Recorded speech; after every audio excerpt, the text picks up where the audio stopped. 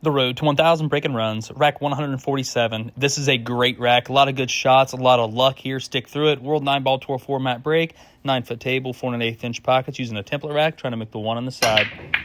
Did make the one on the side. Had a nice stroke on the cue ball. Went back through the stack and got kissed up table just a little bit.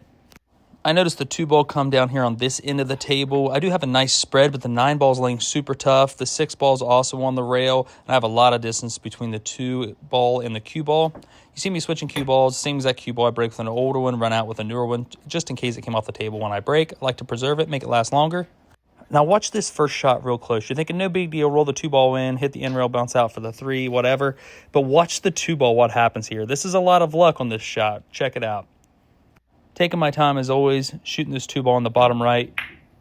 Did you see it? Did you see what happened? I hit that with a little bit of high left spin. That way I didn't run into the 3, but the 2-ball actually clipped this 7 just a little bit when I went in. If you go back and watch it, the 7-ball moved. So definitely some luck there. Shooting this 3-ball, nice big stroke. I do have the stroke to draw straight back to get all the way up table to get on the 5-ball. My problem was I've had some tip work done lately. I was a little unsure on like the spin, how much stroke to use and so forth. So when I drew back, you see I was going to get all the way down table. Thankfully the 6 was there. I was probably going to scratch.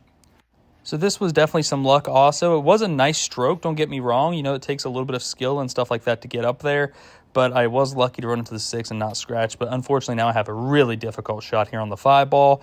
To hold the cue ball down there for the 6 is nearly impossible, so I should probably try to come around table or use the 6-ball to stop the cue ball or move the 6-ball. Also, let's induce this variable. I cannot reach. I'm left-handed, so I have to use the extension. So now we have a negative variable. This is just a recipe for nightmare. But anyway, if you guys would, hit that like button. Appreciate it.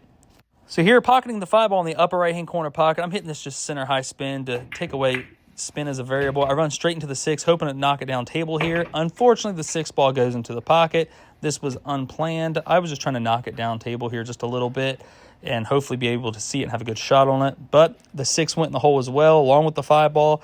Now I have a difficult shot here on the 7, and to play position on the 8-ball is very, very tough from here, unless I just take my medicine and play distance. But you see me shooting this 7-ball here in the bottom right.